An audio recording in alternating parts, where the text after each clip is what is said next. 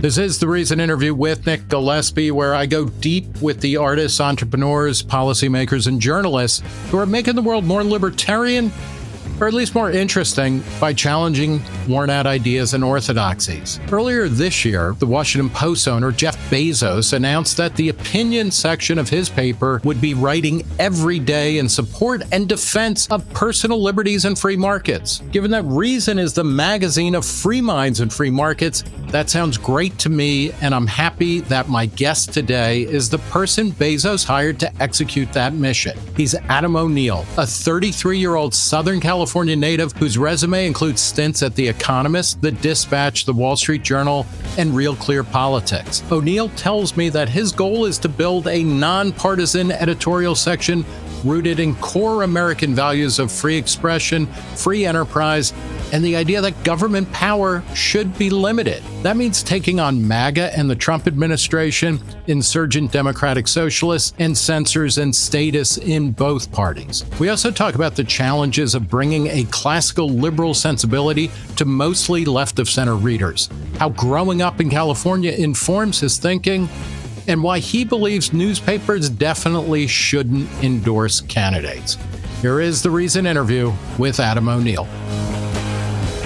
Adam O'Neill of the Washington Post opinion section, thanks for talking to Reason. Thanks for having me on. Excited to talk about free markets and personal liberties with Reason, which knows a little bit about those subjects, certainly. Yeah, that's right. Our longtime our tagline has been free minds and free markets. So I guess I'll start there. We were, all of us at Reason were excited earlier this year when Jeff Bezos announced on Twitter that the opinion section is going, and I'm quoting him here, he said, "We're going to be writing every day in support of personal liberties and free markets." And then you got hired a couple months later to help execute that kind of defense. Let's start with, personal liberties and free markets. Maybe start with free markets. What does it mean to be writing every day in support of those things? Right. There's the textbook definition of prices and wages being set by competition and not the government. That's a free market, right? We all know that. But within that system, and certainly the United States is very far from being a free market economy. It's more so than Europe, maybe less so than some examples you could point to elsewhere in the world. And when we're writing in defense of it, it's those prudential questions that come in, where we are on that scale, because we're not going back to the pre-industrial economy, right? But at the same time, we think that... I live in New York, so, we'll see come January 1st. Right. Certainly decline is a possibility, and it's often a choice that societies make, and maybe New York is doing that right now. I think we'll see how he governs, right? But what we're writing about every day, and we're one as an editorial board writing about these prudential questions, right? I know you've written about abolishing the FCC. I think that's an interesting question to explore. Or if it's, does the current configuration of the federal government, these different departments, does that make sense? Should air traffic control be privatized, moving that particular service in a free market direction? We're both staking out a position and developing a voice as an editorial board, as our staff writers, but also hosting that debate with people whose North Star is wanting to move toward a more free and open economy. Yeah. But, may have differences of opinion about how far you go in that direction, one way or the other. What about personal liberties? You've got a piece that went up a couple of days ago, and we're talking, just for people, because this may change, we're talking on November 6th, a couple of days after, 2 days after Zohran Mamdani won the mayor race in New York City, et cetera. But personal liberties, you recently had posted a piece by Leanna Wen, who is a doctor, one of your contributors, who was saying like, hey, forget Tylenol. Pregnant women shouldn't be smoking weed when they're pregnant, right? Personal liberties. How do you define that? That's a big topic. Right. I think this is less of a textbook definition that I gave you on free markets, but it's doing what you want as long as it doesn't interfere with someone else's personal liberties and their freedom. And the same way of thinking it applies of the United States. It's a quite free country. I lived in Europe for 5 years, and there are certain freedoms I didn't have there. One of my parents grew up in an authoritarian country. We're certainly much more free, but you can't do anything you want anytime in the United States. And it's hosting those debates. And sometimes I'll agree with a contributor, sometimes I won't, but there's a spectrum, right? We could talk about Tylenol or drug usage, right? Or should heroin be legal? That's one question. Should you be able to, smoke heroin on the street in front of a or do direct to consumer advertising on television? Right. Which should not, and the FCC should be abolished. We could go down a whole lot of different mine shafts with all this kind of stuff. What are the personal liberties that you think matter most? Or, because, and I'm not asking you to, kind of read Jeff Bezos's mind, but like, it's kind of amazing that, the owner since 2013 of one of the very most influential newspapers in America and the world said, hey, we're scrapping the old kind of general, we're a newspaper that's going to talk about a lot of different stuff. And we're going to focus, not exclusively, but we're going to focus mostly on personal liberties and free markets. What are the personal liberties that you think are most under attack in the United States? I think, so that's a different question. What's most important to me and what's most attacked? I'll start with what's most important to me, which I'm a bit biased here because I've spent my career in journalism, but freedom of speech is under attack, I think. It certainly perpetuates from the dawn of the country. There have always been questions about how far you go with speech, but I'm always horrified when I see a politician, and I'll see them in the Republican or Democratic Party. It feels like it pops up saying, hate speech is not free speech. But that's an easy one, guys. Yes, it is, right? We can dislike it, but that's free speech. And I think it's remarkably important. And as someone now in a position of power to welcome voices, give them a boost inside of a major newspaper, it's something I think a lot about, because you want a robust debate, you want an interesting debate, and you want to feel uncomfortable sometimes with positions that people are taking. And it's a matter of finding out where that works. And I think I always go back to Europe because I live there, right? They're a much darker place on free speech than we are, but you'll see flashes of European style thinking on speech. And that's not, nothing compared to the Chinese Communist Party or what you might see in a country like Russia or Iran. But we should compare ourselves probably more to England, right? Or the UK, which is currently arresting, tens of thousands of people a year for tweets and things like that. And we had, I guess, let's sharpen this a little bit, talking about free speech, because we went through an era when Joe Biden was in the White House, where, we learned later that, Biden administration officials were jawboning all kinds of social media platforms who oftentimes, I don't want to say in their defense or in Biden's defense, but they were also asking for guidance from the White House. Is this hate speech? Is this, COVID wrong think and things like that, and working in cahoots to clamp down on stuff. A lot of, if not legal, actions against speech, then really pushing a social envelope, or that is a bad phrase, but, pushing people to ostracize anybody who dared think, outside of a very narrow range. Now we have people in office, in the Trump administration, including Trump's FCC head, including Trump himself, saying certain late night comedians who really are, nobody's watching, should be fired. They're no talent. If the FCC should do something about that. Pam Bondi, the Attorney General, actually recently in recent memory said hate speech is not protected speech briefly, and things like that. How do you, are we in a worse place with free speech under the current administration and climate of opinion than we were under Biden, or is it just, it just keeps getting worse? I think we're in a spiral, and it's a bad one. I was talking to one of our editorial writers the other day, and he's telling me, we're definitely a democracy, but it's like we're becoming a democracy where you vote for which censors you want to be in charge. Yeah. Right. Pick your censor, and those will be the people who bully the big media companies into behaving a certain way. Right. Whether it's, one of the streamers on COVID, right, as you said, or comedian that a lot of people weren't paying a lot of attention to until he was being bullied by the government. And it's one of the things that concerns me. And I think about how we can get out of that spiral. And maybe that takes a politician with a forward-looking view who can kind of declare a truce.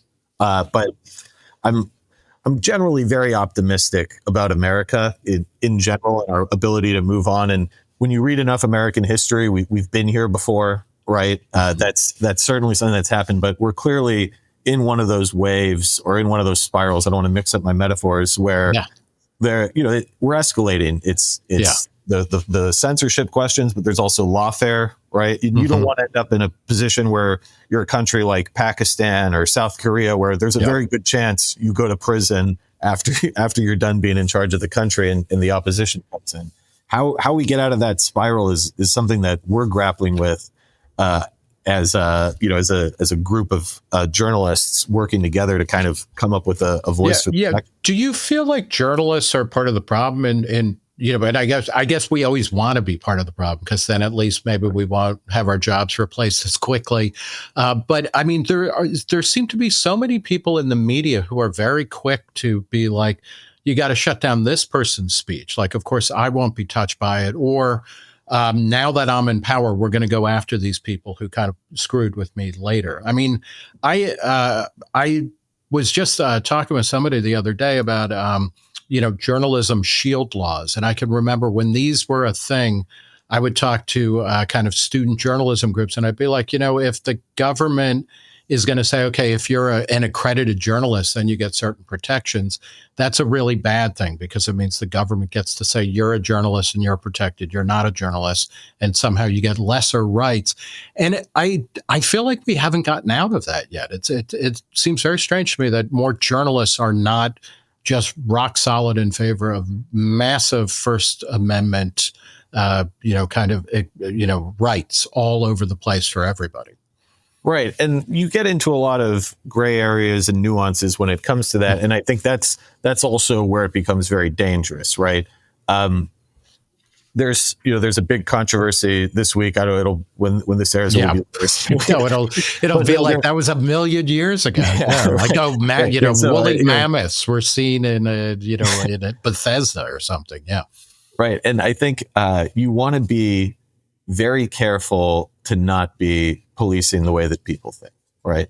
At the same time, you also need to recognize, in the way that William F. Buckley did when he was running National Review, we don't want lunatics in our movement.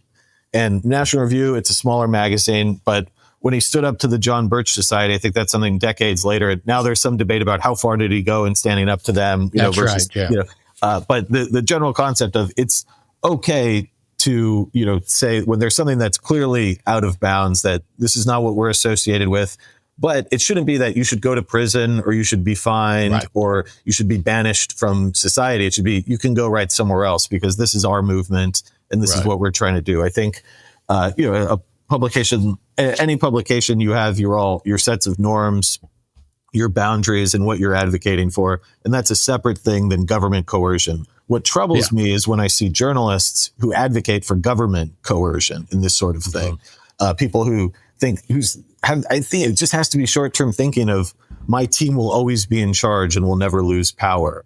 And it's a nice thing. One of my favorite things about America is that power changes pretty frequently, actually. Yes. And sometimes the new team does some things I like, I don't like, but it's a comforting thought instead of living in an authoritarian state, or even a place like Japan where the LDP is just sort of perpetually in power and different factions trade off. So, you're if we can go to today's page, I think it's, and this is kind of just to get a sense of your sensibility, because, you mentioned National Review, and I appreciate you saying there are questions about how far did Bill Buckley go in really, reaming out the John Birch Society. I'm with Matthew Dallek, who wrote a great book, a biography of the John Birch Society a couple of years ago, where he says, that's more Buckley's version of things than reality.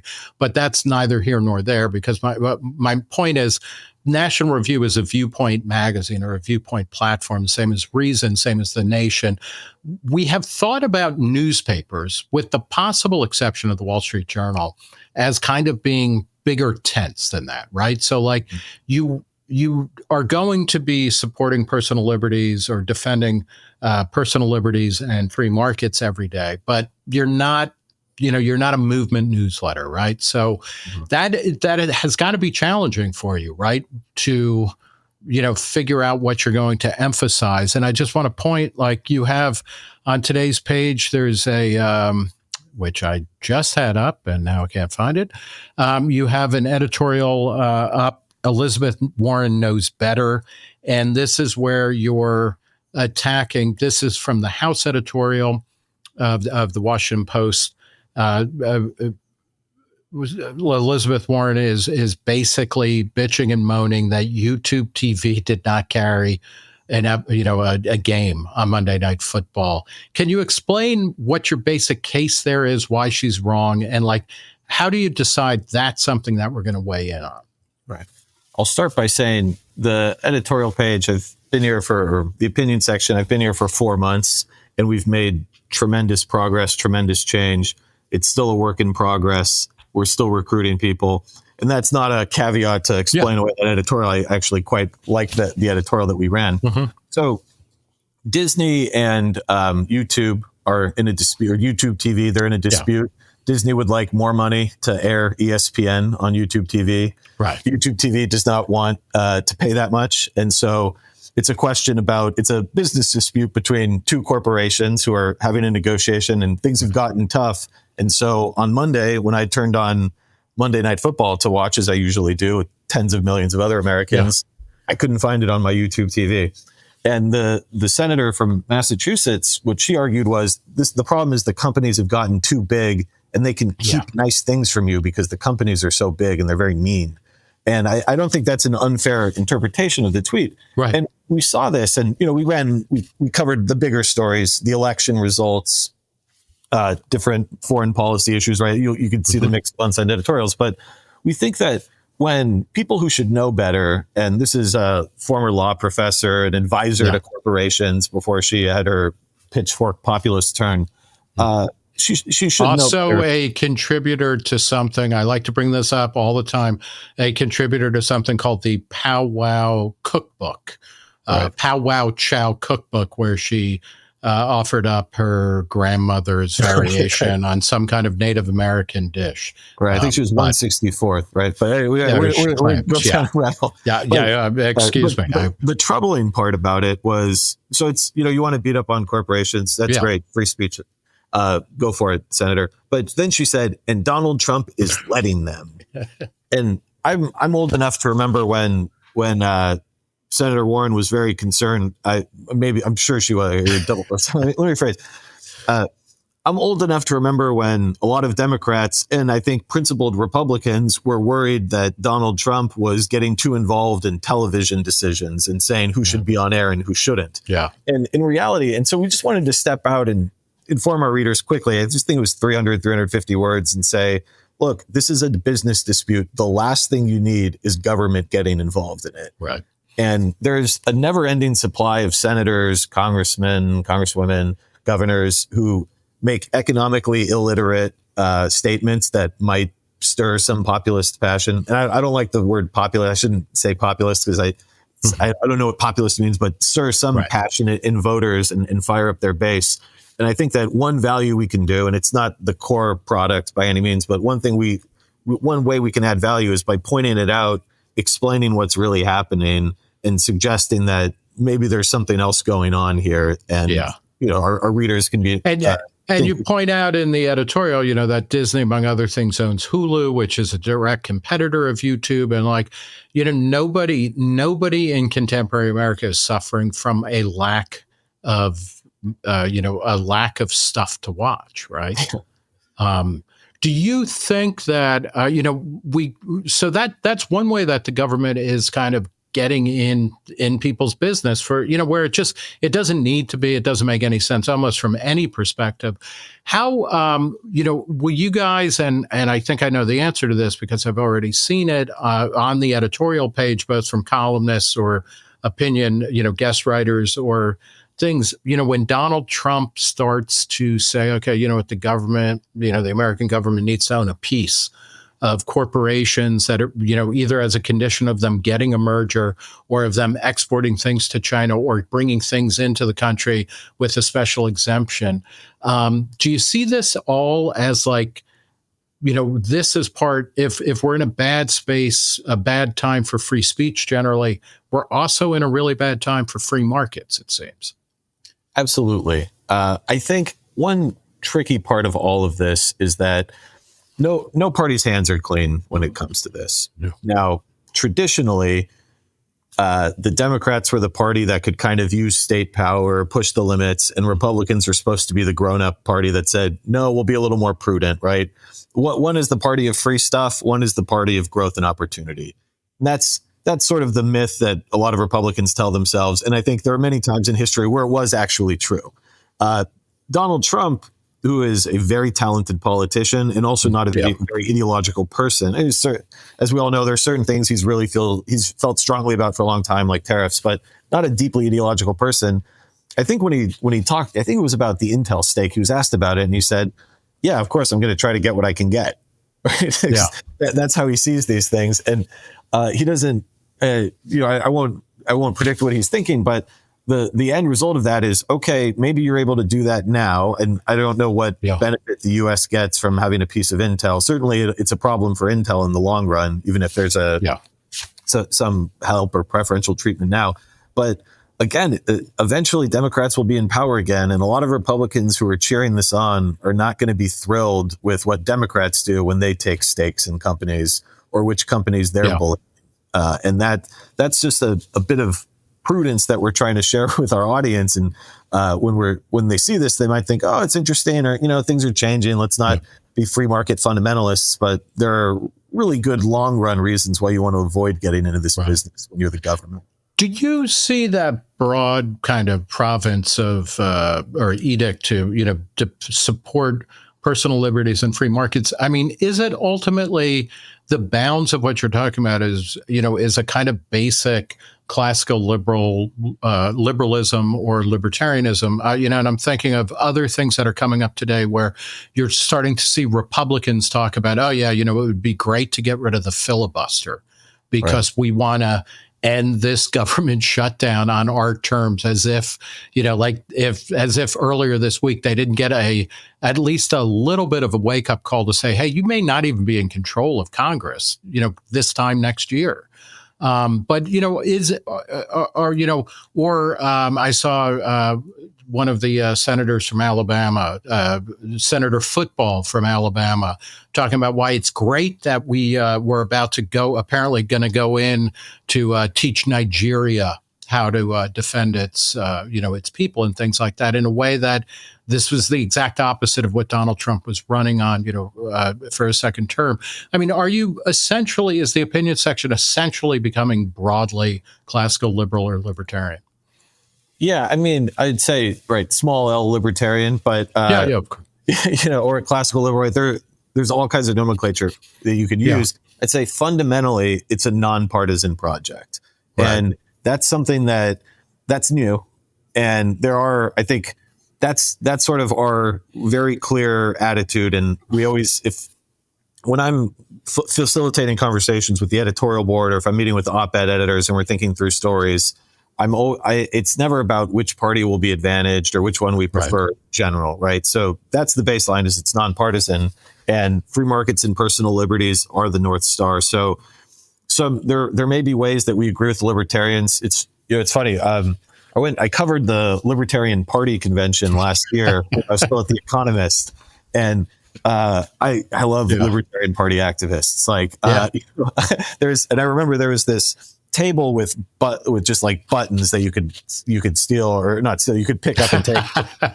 And you could liberate. Yeah, and there were all the just like different libertarian slogans. So it was like sell the Grand Canyon, like legalize buying AR-15s from vending machines. It was just the most libertarian stuff possible. So, I'm probably not that far. Like I think the federal government probably has some role to play in preservation, things like the national parks. Like I'm not pure libertarian in the way that some of the friends I made. Some of the people on this interview, maybe. Yes. Yeah. So I would shy away from that particular label, but there are plenty of times where I'll agree a lot more with the libertarians than I do with the Republicans. Right. I say but also institutionally in our room, it's a wide range, and I think of myself as facilitating a conversation and getting us to the best answers institutionally, and also the most interesting debate. But yeah, classical liberal, I think that's a huge tent, by the way, under classical liberalism. Oh, absolutely. And it's interesting in my experience over the years, and particularly over the past 3 or 4 years, the ranks of classical liberal people, which basically means people who believe in kind of most like personal liberties and mostly free markets. That's starting to get filled up from a lot of people who would have maybe a decade ago would have considered themselves liberal or progressive. And then particularly after the reaction in America to October 7th,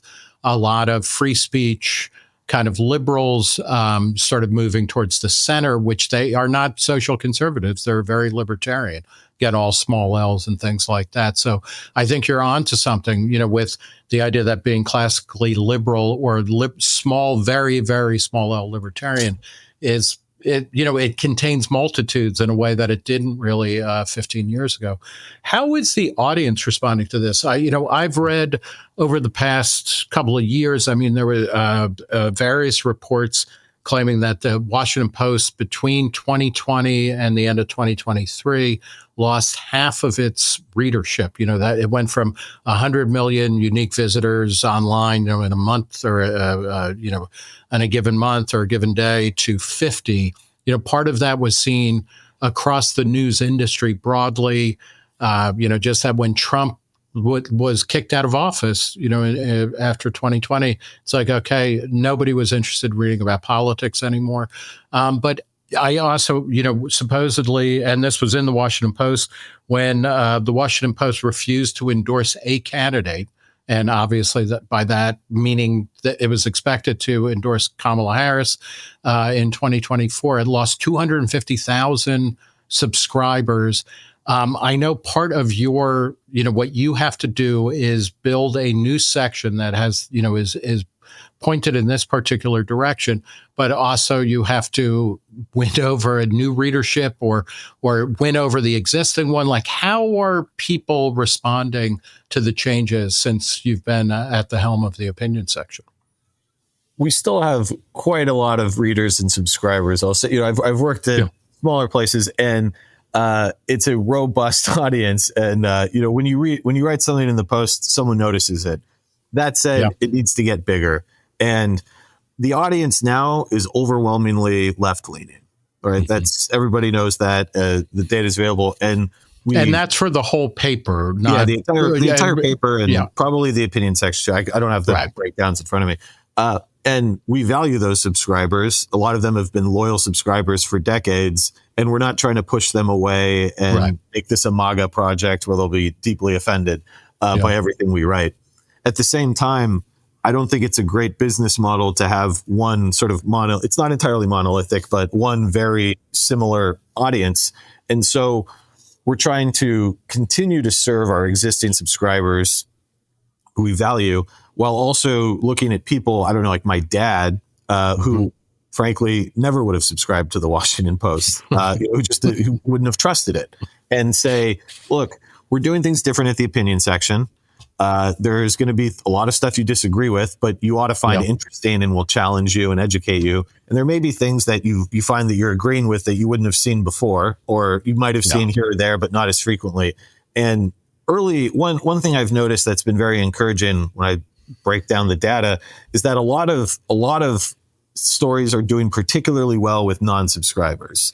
And there are people who were kind of looking past the Post in the past and now are giving it another look. And this is a long process, right? It takes years, and you're going to have to write editorials hundreds of times on different subjects where people start to realize that, oh, this is interesting, and this is something I'd actually pay for. And so we're not taking anything for granted, whether it's the people we need to win over or the people we want to keep and remain happy subscribers. And it's a tough balancing act. Where do where do you fit in? And some folks simply will see stuff that we're publishing now that I think is interesting and engaging, and they'll disagree with me and they'll want to leave. But I think overwhelmingly, by having this big tent, hosting this robust debate, we're building a stronger audience. And some of the early returns, things I'm seeing in the data, leave me very optimistic in the long run. That's a good move for us. I think for the country, for society, it's helpful to have an opinion section like this, but also for the business. Yeah, well, it's interesting because if there's basically there's the New York Times, the Wall Street Journal, and the Washington Post. If we were talking 20 years ago, you might throw in the LA Times and the Chicago Tribune, but newspapers as places that everybody gathers are fading.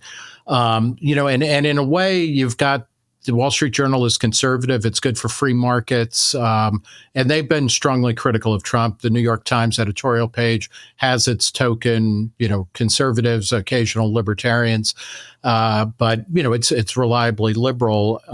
And do you think the Washington Post will kind of square that difference? You've been critical of Trump. If you look at the page today, and again, it's November 6th as we're talking, there's a lot of criticism of MAGA. The leading piece is by Jeff Flake, the former senator, who got chased out of office. I interviewed him only a couple of weeks ago. I was visiting his Institute of Politics at Arizona State. He got chased out of office by Donald Trump. Do you think you will be the kind of libertarian, place, and again, not in a doctrinaire way, that will not split the difference between the Times and the Journal, but will offer up real hardcore defense of personal liberties and free markets? That's, you could pick the precise language, but I do see an opportunity there. And we should separate out the philosophical and then also just a regional and sort of cultural space. So philosophically, I think we can be genuinely nonpartisan. And I think both the Times and the Journal do good. They like you said, they'll run a mixture of voices, but I think we can really own that space in a way that no one else does. But at the same time, I'm not looking to just try to steal market share from other big newspapers. I think that there are a lot of people in America. Some of my colleagues joke, is one example I always go to. I don't know where it came to me. I say a dentist in Tucson is like kind of a particular individual. And I have some family in Tucson. They're not dentists, but and you got to be careful because a dentist from Arizona is Paul Gosar, the congressman who is who was MAGA before MAGA. Like, I don't think you're ever going to win him over. Does he represent Tucson, though? I don't know if it's Tucson. Okay. It's somewhere close around. But okay, well, a variety of professions in a variety of places that aren't on the coast. And folks who wouldn't necessarily be subscribing to a big newspaper. And I think writing and a part of that is just writing in plain language. When we write, let's call it lifestyle content or more or less focused on politics or policy, but the other offerings that you can have in an opinion section, things that appeal to them that they don't just think that's really weird or, what is that? Reaching folks like that who either are kind of turned off by news or maybe get some news from Instagram here or there and finding ways to meet people where they are. I think that's our bigger opportunity rather than thinking, where do we sort of triangulate ourselves between the other similar institutions? Like, where can we go that they're not going as aggressively as we are? And how can we serve that audience? I think that's a big part of it. And the nonpartisanship, and the sort of general American values of, hey, leave me alone, I like free enterprise. No one wakes up, a normal person doesn't wake up and say, I support free enterprise, but they have that instinct of like, no, I'd like to start a business and be left to my own devices. Appealing to that kind of American instinct and that American tradition, that I think is a huge opportunity for us. And that's one place where we're looking and where we're pushing hard. That's a good segue. I like to talk to people about where they're from and how they kind of came to their beliefs. So I think that's a natural segue. So you're from Pomona, California, famously smoggy Pomona. or it used to be. Nothing smoggy really in the way it used to be because of progress and whatnot. But you're from Pomona. What was it like growing up in Pomona, and how does being from California, which until Texas started eating its lunch, was the definition of the American dream? Went to UC Irvine as well, a great university in the premier state university system in America. The UC system was part of the post-war American dream, that California represented. How does where you're from inform who you are today? Right. Well, it's funny you mentioned smog because my father, and he actually wrote about this once for a newspaper. He was an air quality regulator. Oh, wow. As an engineer, and that's what he did for, I think, a little less than 30 years. He worked at the air quality regulator, and it's so not being in Pomona would be like being an actor on Broadway, right? It's like where you want to be. Yeah. And my parents moved there to be closer to his work. Actually, yeah, indeed. And I'd say it was we had a middle class upbringing. My parents were engineers, and it was a nice, pleasant place to grow up in Southern California. You weren't totally shielded from life in the way that I think maybe Irvine is, right? Where you'd have there was crime and violence in Pomona, and not like imaginable. So my father in his career working at a regulator, it kind of made me skeptical of state power pretty early on. And I think it also made him skeptical of state power. We both, from a young age, he was kind of teaching me the ways of classical liberalism. I don't think he would call it that, but there was a lot of reading in our house. We subscribed to the LA Times when it was a really significant, meaty print product that you'd get every weekend, and you could spend hours reading it. And we also had a lot of magazines in the house, just a lot of print products reading. And also, things like National Review, right? Things like the Wall Street Journal. I'm not sure if the Post came across our direction very much back then, just being on the West Coast. And the Post was a very different paper in the 90s than it was, now and in recent years. But certainly had some interaction with columnists, right? Like George Will, still writing for us, real gem. But that was kind of like the intellectual and cultural ferment that I grew up in. Did you go to, were you part of any kind of student networks or anything as you were moving through Irvine? Yeah. So in Irvine, I mean, I barely attended Irvine. I went to classes, I almost flunked out because I got a job at a radio station. And, you can imagine how my engineer parents felt when I was like, I'm going to switch out of biology and do something else. Right. I'm going to, don't worry, I'm going to this radio station to make, $8 an hour or $9, whatever it was back then. I don't remember exactly. But that was the start of my journalism career. It was when I was 19. I worked at KFI AM 640, more stimulating talk radio. And actually, there's a reason connection there because Lisa Kennedy, who we all, of course, just call Kennedy, she was at KFI at the time. We overlapped, and I got to know her a little bit when I was just a fill-in producer on different talk shows at KFI. Yeah. And, I did that. But as a student, I did policy debate. I was in this Junior State of America, which was like a part model UN, part student government, part debate society. And I got to meet a lot of really interesting students, some of whom I'm still friends with to this day.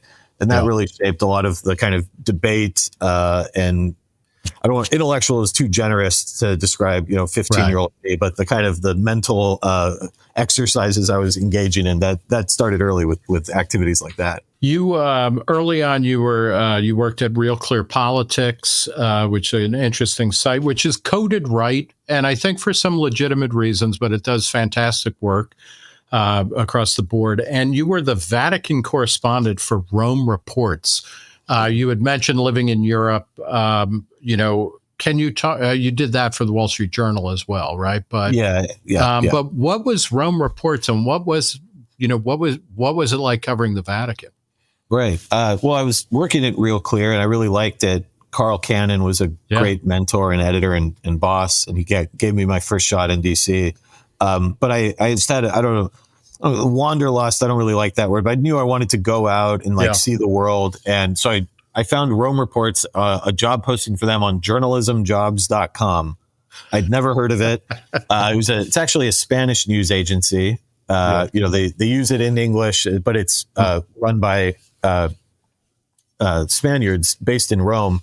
And so I had the great experience of learning how to speak Spanish while I was living in Italy. Wow. Which is just endlessly confusing, because in the office we would speak Spanish, and then I'd go out and try to. They're different languages. People always say, "Oh, they're very simple, different languages." Yeah. But covering the Vatican was a real blessing. What year? What was the range of time? Most of 2015 and the beginning of 2016. Okay. It was a 1-year contract, and so it was. Francis was established. He came in March 13. So he'd been at that point. I think I covered like his 2nd year anniversary. So he'd kind of he'd been comfortable as a pope. People were getting to know who he was, and look, I was not like interviewing the Pope or deep in Vatican intrigue. I was you weren't doing the Dan Brown, the Da Vinci Code, skullduggery. Are you Catholic, and does that inform what you do or what you think? Yeah, I'm a Catholic, and it's not a huge part of what I talk about, but of course, I was raised Catholic, confirmed Catholic, and I still identify as such. And I have 5 of 7 Catholic sacraments, so I am lapsed, and so it bears, my education bears no responsibility for my failure to remain Catholic. But does somebody like Francis strikes me as an interesting figure, right? From this question of personal liberties and free markets, because he's, he was critical of, personal liberties and free markets, but he was also deeply Christian in a way that it seems like he presented a challenge to a lot of, I think, really devout American Catholics. Do you feel, and Catholicism is like, it's a weird thing to think about, because traditionally it's not the American faith. The American faith, if anything, was kind of anti-Catholic, but now Catholics comprise the single largest religious group in America. Is that, I'm not sure where I'm going with this, but like, is that part of what makes America interesting, but also complicated, where, your faith kind of dictates one thing, your ideology kind of dictates something else, and then it's kind of like, how do you sort these things out? This is something that I've thought about since I was a Vatican reporter, really. Yeah. And Francis is a particularly interesting case, because in addition to having covered the Vatican, I've spent a decent amount of time in Argentina, and it's a country I'm fascinated by. And I know you all are very interested in Milei, and of course, and so am I. Who's very Catholic. Well, now is supposedly converting to Judaism, but had been quite Catholic. I think he said, I can't remember the exact translation, so I might be getting it wrong. But he said something like, "Oh, I'm a Catholic, but sometimes I do Jewish things." And only the way Milei could say it, right? So that means he would never be hired by the Heritage Foundation now, right?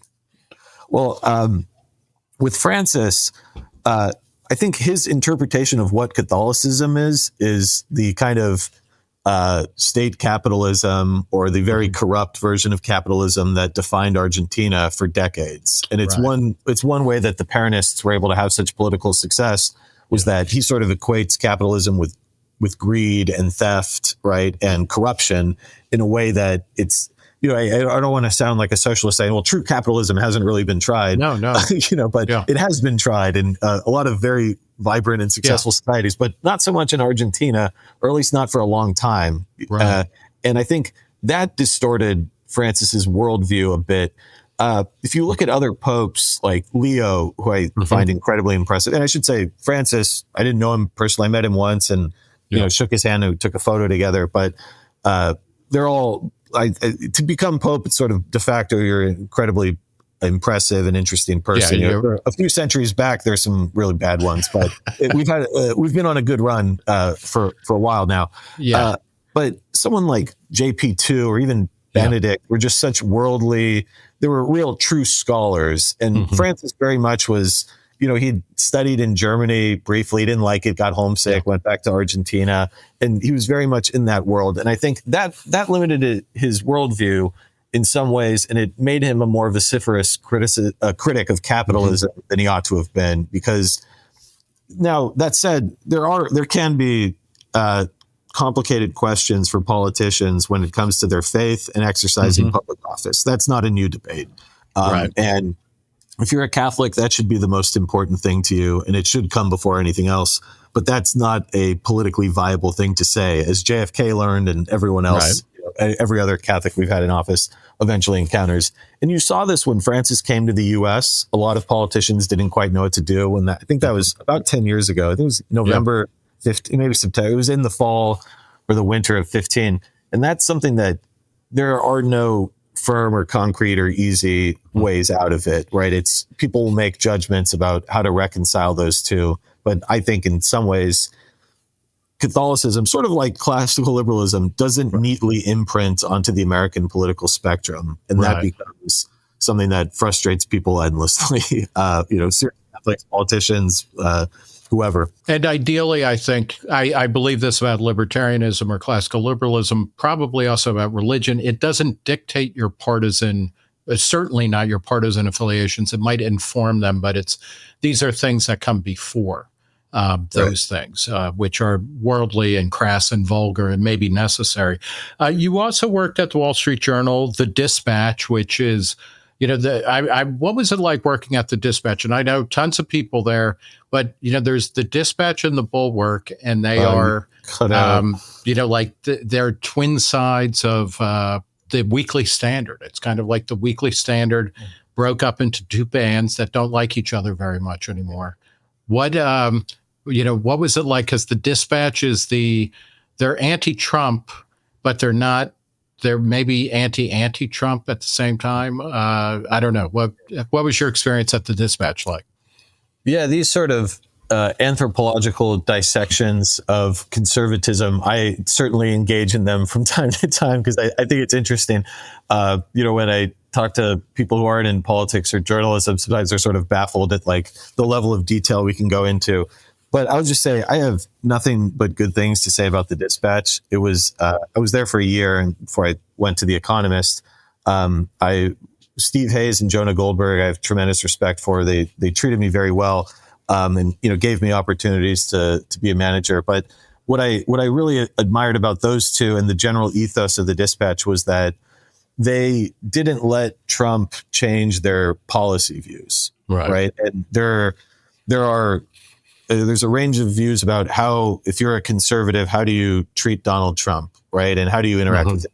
And I think a lot of people over the past decade have just changed their policy views and their view of the world, whether that was more to the left or more to the right in response to Trump.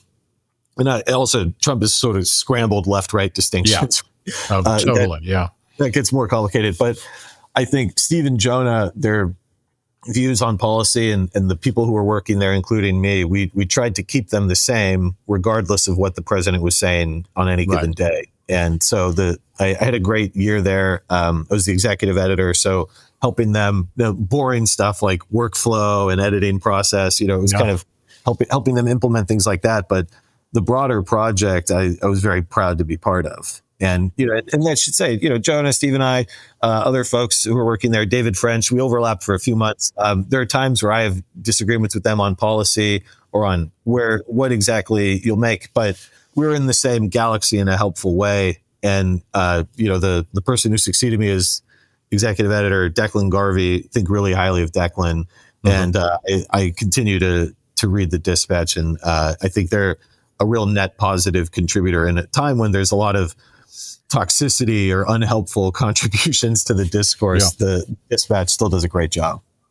The Economist, how did you like working there? And this is a publication which my colleague at Reason, Matt Welch, when he first came over to join Reason, and I asked him, how do you define yourself? And he wouldn't call himself a libertarian. I think he does now, but he called himself, this was in the early 2000s, he called himself an economist-style liberal, meaning, a European liberal or, a kind of classical liberal. A lot of people think that The Economist has really kind of gone left over the past 20 years or so. What was your experience working there? And what do how does that inform what you're doing at the Washington Post? I'll say so there's one thing I learned from the Economist. I learned a lot. I was there a little under 2 years, and I had no plans to leave. Then I came to this job because it was such an amazing opportunity. But one thing I really liked about The Economist, and this is kind of a little more, in the weeds, but it's something that I really took, is they do a great job. Zanny, the editor, and my boss guy, John Prideaux, who I also really loved working for and respect. They do a great job of spotting talent, not just those two, but management in general. Of you're working at a think tank, or maybe you're an English teacher, or you're a trader, or you work in an investment bank, and you've got a little bit of talent for writing. We can train you up and teach you how to do journalism, but what we want is your understanding of the world and your knowledge. And there are no taboos about hiring people who didn't work in journalism and bringing them to this very prestigious publication with a 182 year history. Yeah. Right? I think it's like them and the Spectator, the British Spectator, maybe Scientific American. These are like the oldest magazines around, right? Yeah. Yeah. And so that's just one thing. Now that I'm in a place where I'm thinking about how do we build out our team, The Economist really had a great model for, can you write well? And, now I'm thinking, can you do a podcast well in addition to writing well? Yeah. But what do you know about the world? What can I learn from you? That's what I'm always thinking about when I'm seeking out talent to bring to the Post. But The Economist more broadly, and kind of that as a project, The Economist has changed over the decades, right? It's still, I think, true to classical liberalism, right? It was founded in opposition to the Corn Laws in the 19th century, right. And it's still very much opposed to protectionism. Yeah. But it goes up and down exactly on the details and the nuances of different economic policy, and who they'll endorse Democrats sometimes they'll endorse Republicans. But what I really also appreciated about working there was people knew I came from the Journal and the Dispatch, which were traditionally viewed as center right. And they valued the perspective that I had. I mean, as a journalist, I was trying to write objectively, with The Economist with a little bit of flavor. Like when I covered the Libertarian convention for The Economist, right, getting those great details. It was a really fun piece. But they also had a really robust internal debate. When they'd go on editorial calls, I won't get into the details of anyone because those are all off the record, but I could tell that the leaders there were trying to facilitate a conversation with this immense amount of expertise that was assembled at a really remarkable publication like that. And at the Post, that's another lesson, is when I'm leading in the editorial board calls or meetings, sometimes I'll stake out a position that I don't really have, just to stress test it. And we'll see what happens the next 2 weeks, but it looks like Al-Qaeda might take over Mali.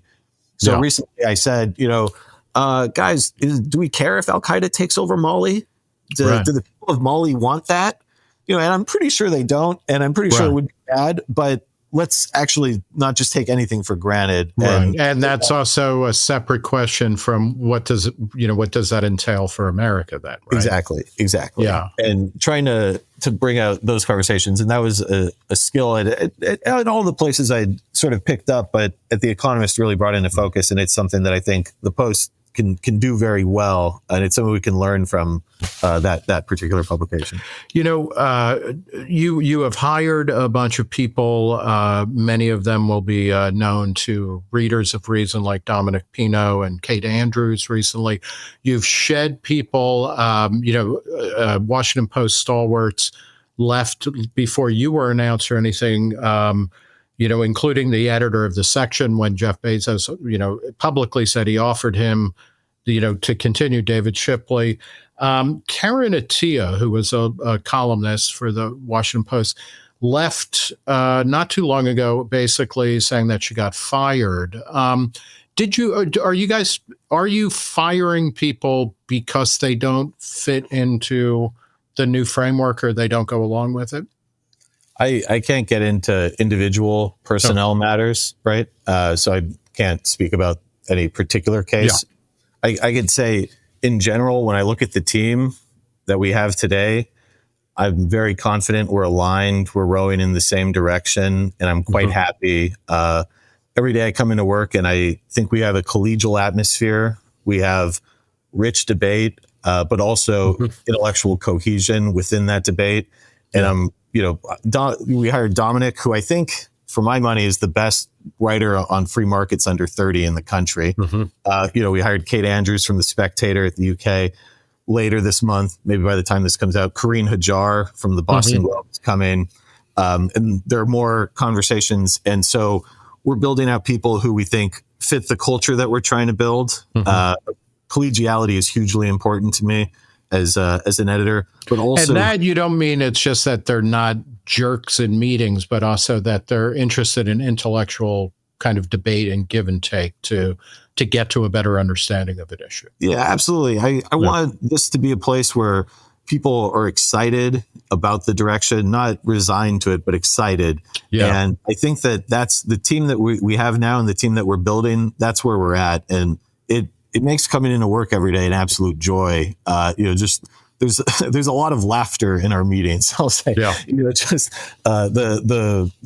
people can have a very healthy push and pull, right? And it's like, for our more libertarian people, it's like, are we going to get rid of the FDA now? And it's like not, we could kind of joke about that. And I it's just a great team, and it's going to be continuing to grow in the coming months. Two quick things to finish up with. One is, how old are you? I'm 33. Okay, so you are young. 33 is, it's a bad year for people. It's a tough year for people. It was a good year for the country, right? Because that's when Prohibition was repealed, 1933. Do you see a significant generational shift? I mean, I am, I'm 29 years older than you. So, I know the boomers and the Xers are done. Like we're going to be around forever, but but the sun is setting on our careers. Like, how does generational change fit into, what you see happening in politics and culture in America? It's an interesting question, because I think, I'll say one first, I suspect in the coming months, we'll be hiring some Gen Xers and maybe even a boomer or two, or maybe several, right? Age is not something I think about when hiring. It's more about, background, journalistic ability, that sort of thing. But certainly, the millennials now are kind of coming in to positions to management positions, and it's interesting to see friends around my age now, in kind of being in Senate confirmed positions, right? Friends and acquaintances, and I think it's a healthy thing. And if you look at kind of the past 5 years, right? Clearly, there's an issue, particularly with elected officials, of hanging on too long. Yeah. And I have a lot of admiration for the knowledge and expertise that people can bring with experience, and everybody ages differently. But also, I think that you get fresh perspectives, and it's not just, you need to get someone who's younger, right? But it's what particularly about that experience do they bring? And it's beyond age, right? It's regional, it's previous occupation, it's education or lack thereof that brings it in. But I would say, like, it would be very short-sighted to just say, great, we're never going to hire someone over 30. Obviously, that would never be the case, because really, I want that mixture of ages and generational experience. You want someone who their first formative experience was 9/11, and someone whose first formative experience was COVID, right? And another person's was the downfall of the Berlin Wall, because they're going to think about government, about foreign policy, about the world in general in a very different way. And I'm not sure that any generation has the right answer. So to the extent that we can bring those conversations together, I get very excited. I mean, it's kind of amazing. George Will is like the Benjamin Button of journalists or something. He is getting younger and sprier in his mind. I think, when he was 33, he was talking about how blue jeans were a curse upon the land. And now he's pretty out there. It's wonderful to see that happening. And then people like Elizabeth Warren, I don't think she was ever young.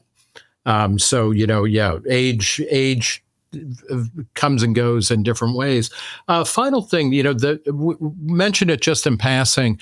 The Washington Post chose not to endorse anybody in the 2024 election. And that was kind of seen, or it was widely read as that Jeff Bezos didn't want to piss off Donald Trump. I don't know that entered into it at all. I mean, it's fascinating. Many newspapers have stopped endorsing candidates.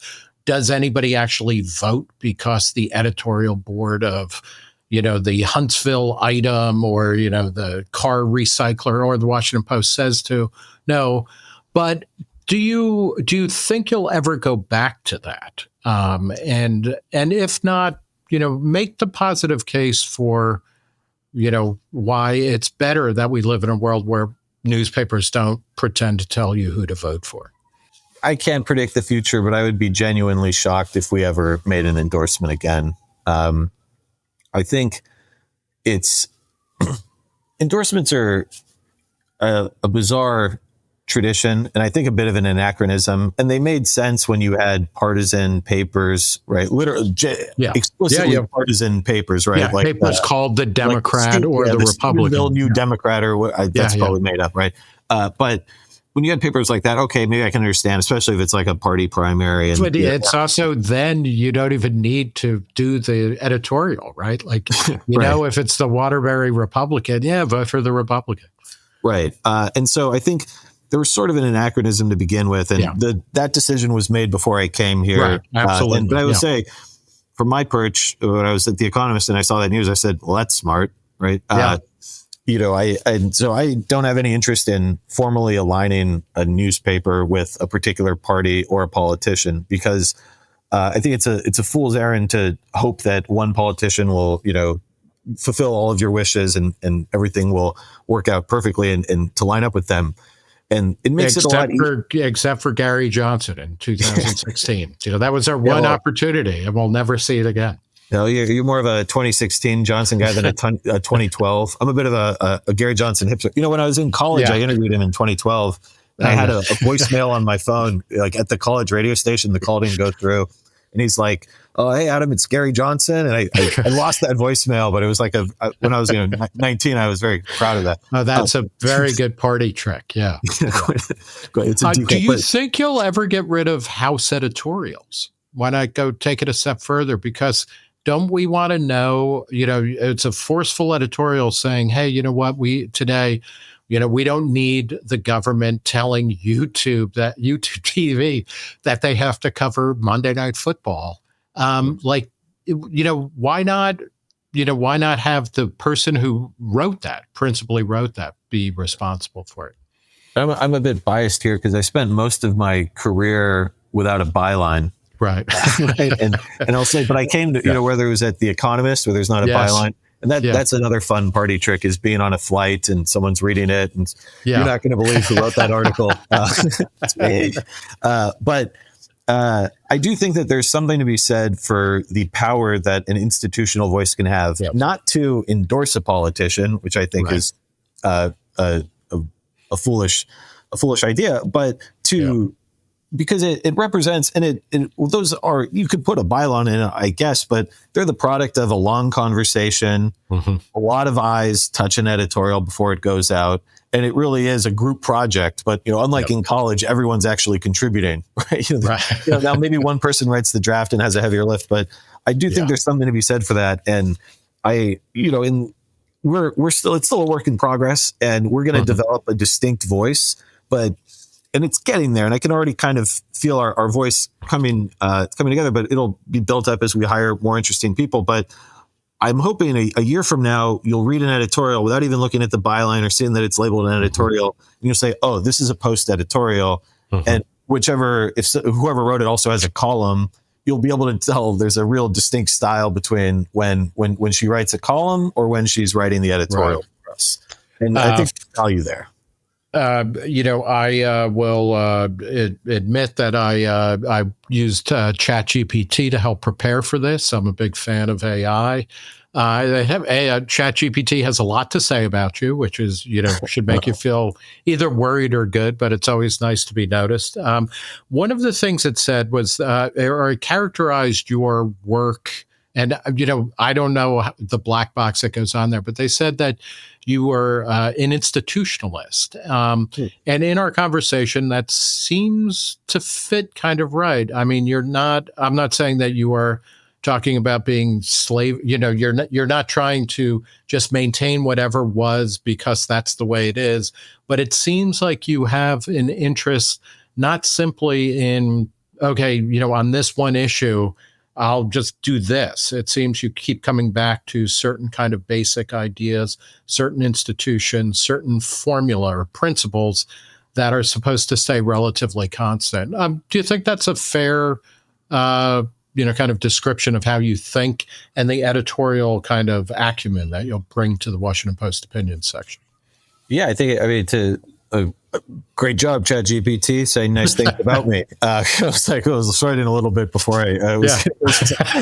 Yeah. Actually, it said you're more of a Mussolini type. Yeah, that's right. Might not have agreed with. But I read a lot of institutional history of the Post before I came here, and you find out things like, in the 19th century, the Post editorial board endorsed annexing Canada, right? Yeah. Endorsements were really not something that the Post always did. That's a relatively new thing that started happening in the 70s. And, which is amazing that more people didn't take note of that. And the publisher's note about why they weren't endorsing somebody, he kind of mentioned in passing, like, we only started doing this, I think, in 76.